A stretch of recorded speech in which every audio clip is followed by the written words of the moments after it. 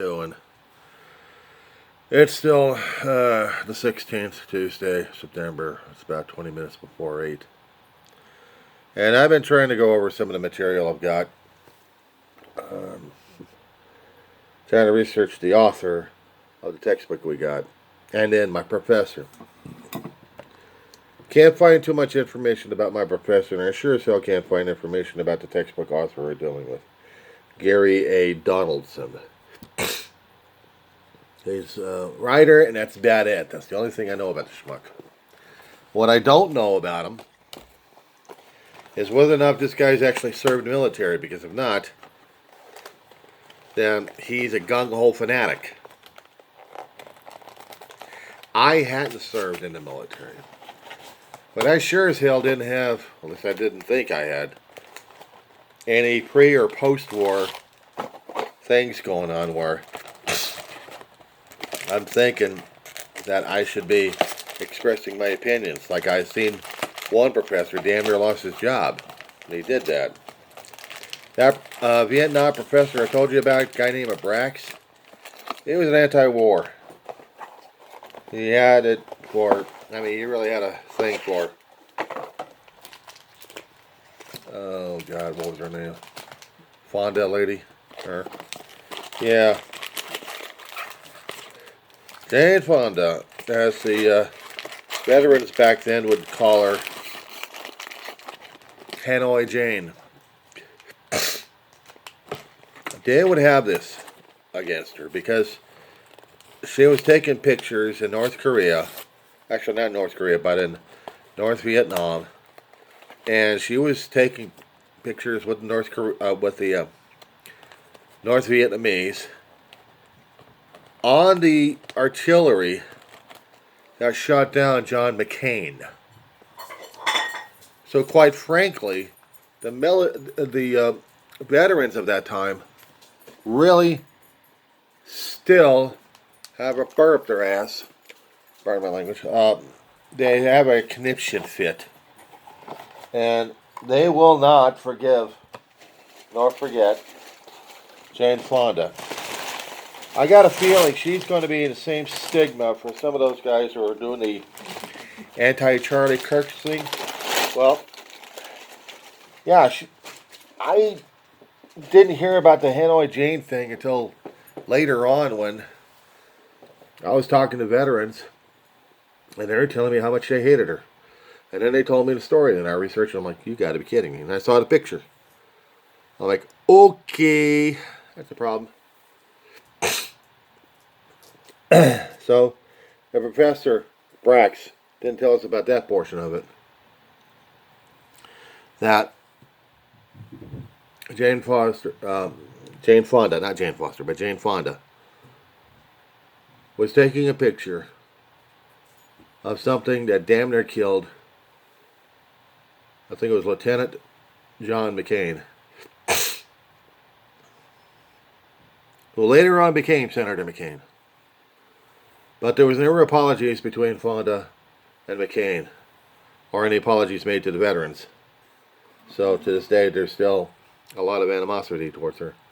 Dave couldn't stand watching her or anything about her films when he heard about that, but we had watched a lifetime of her stuff growing up. So yeah, kind of disposed his mind. But it almost kind of reminds me of some of the people out there who have actually lived through that time and had different opinions of wars and people that would make differences in our lives one way or another, including Kirk. I can make a hell of a lot of disparaging marks on this guy. Every other independents out there are feeling like they've got, they're fearing the chop of their heads or something else, but a few of them are just laughing it up. I know Jesse Dollamore's doing it. He's not quite sure if they're serious or not, but he's upset about it.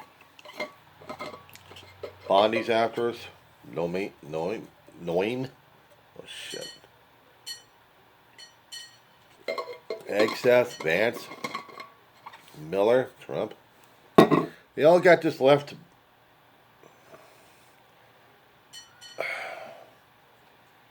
I am trying to find the exact words or something descriptive and colorful of this manhunt they've got concerning people who are left and not right, who are worshiping the Trump and Charlie Kirk. Now, was it evil? Was it stupid for killing Kirk? Yeah. It's not exactly a protected freedom of speech right there for shooting and murdering a guy.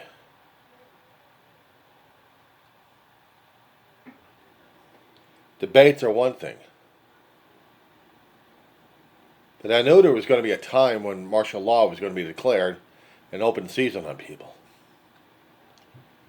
So media, including yours, is open season, dude. It's open season.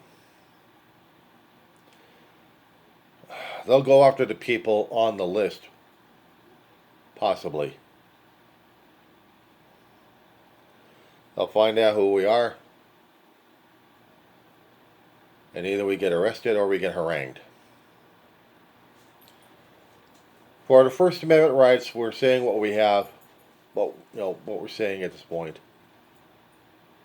But it's like we have to be controlled in our speech and our thought patterns. We're getting into 1984 thought police. Where they would listen and hear and then convince you one way or another. In the book, I hadn't seen the movie entirely. I've heard about portions of the book. There was discussions on YouTube about the book. Different authors comparing one book to another. Trying to see which one's more fascist than the other one. But regarding Charlie Kirk and what they think about him, this is the kind of thing that scares the hell out of people left and right. Because I'm not quite so sure what the hell they want. What do they want me to think? Do I think Charlie Kirk? And I've heard his mouth. I've heard his mouth. I've heard his speeches. I've heard the right-wing media watchers out there and other independents out there posting stuff that they found on the internet, incorporating it into their videos, and trying to make it where it's people can read, understand, look at the videos, and make their judgment calls. Now, do I agree about social media being dangerous on people? Maybe. I'm going to move my phone a little bit, okay? I'm going to get this damn thing plugged in, so you're going to be getting an off angle on this one, but I'm trying to get stuff downloaded off the phone so I can get things taken care of. Transfer files offline. So, yeah, it's a little bit dark in here, but, it's a little bit dark in here. Sorry. So, the questions are, when Charlie Kirk talking about this kind of stuff, did he really mean it, or was he really trying to tell people that he's a nice guy, but he's got this career of being a mouth? But if he's actually a guy with a mouth, he's found the right woman. He's found the right woman who's got the same damn mouth. She's also doing the same damn thing. Yeah. Well, I think I have to keep praying for him. Kirk's already in God's hands right now, and God's punishments at this point, or purgatory. But as for the mother, she's going to treat her kid to be racial in hatred, just like Stephen Miller. Stephen Miller was saying a few other things, but he was making himself open season. And pray that's what happened. The things would probably get me caught if I was going to say Charlie Kirk deserved it because he did these things and he's a terrible person and go off on the deep end on this one. I can't say that. I mean, I'm saying it as a hypothetical, but in actuality, his viewpoints were his own. His viewpoints were discriminatory. His viewpoints were contentious. And he wanted to prove that he was a better human being somehow. His ego was running his mouth, not to mention his head. Just like every other hate-mongering bastard out there. It doesn't matter if they're left or right or centrist. Doesn't matter. I could disagree and really not like his comments. I look at the guy who passed away. A young kid. And yeah, he was half my age. Almost. But still, he was still half my age. And he was still a mouth. He thought he knew better. He didn't do college. He didn't do college, so he wouldn't know. He didn't go to any conservative colleges, not that I've seen, not that I researched. He didn't go to the quote-unquote woke liberty universities or liberal universities. He thought he was smarter than that. Well, maybe. I thought I was pretty intelligent too. I had an arrogance about me until I got into college and I discovered I don't know jack shit. That's why I stick at it. I've got professors putting me through other texts and other books that may be old and outdated for a hell of a lot of things, but they still got a point of view out there that we still need to pay attention to. Unfortunately, we're getting our asses kicked on this one. Yeah. We're getting our asses kicked. I think we know better. Speaking of which, she must be obeyed. But how do I feel about it? What do they want me to feel about it? What do they want me to think about the damn thing? I already know Charlie Kirsten numbnuts. No. He has his own personal opinions, and I can call him personal numbnuts at this point over here. Yeah, he's conservative. He's a Trumplicant. And they're blaming one side because they saw the violence, and they keep thinking it's always the left, so might as well keep them. You know, always blame the left. Always blame the left. Always, always, always blame the left. Because it's always their fault, and that's why we say it. We don't have the proof. We don't have to have the proof. We have to keep saying it until they buy the damn Kool-Aid and drink it. They must not like the throw-up stains they keep putting on their shirts. Spit it right back in their eye.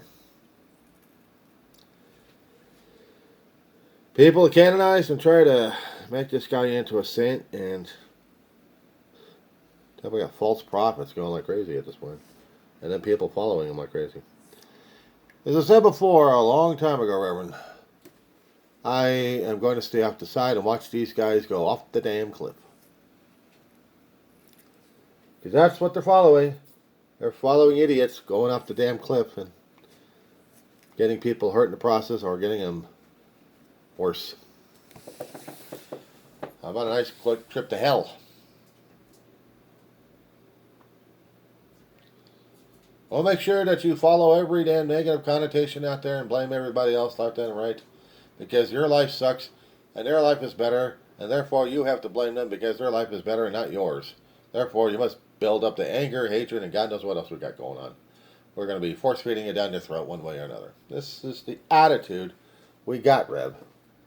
This is the attitude we're dealing with right now.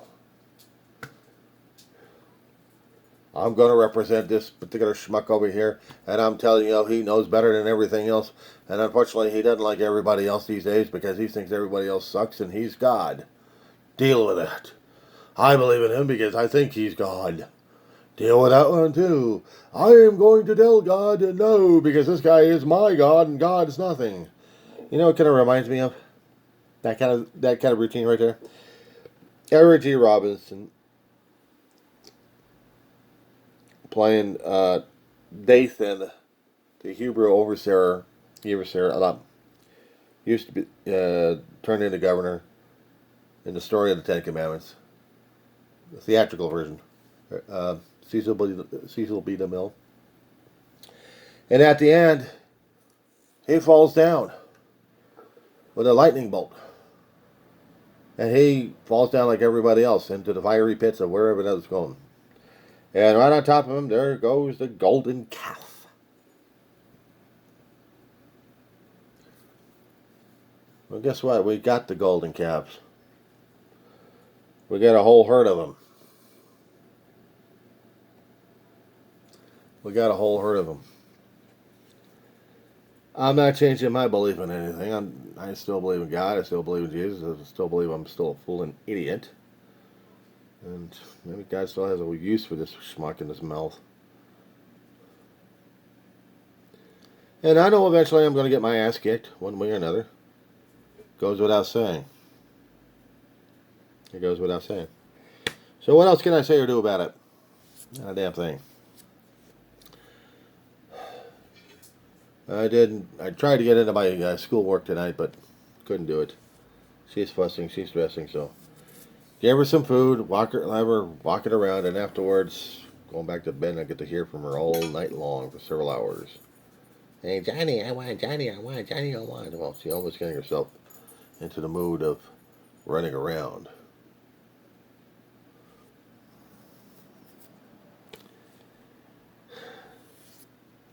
Am I going to say anything bad about Kirk's family? She's just as opinionated and wrong, in my opinion, like her husband.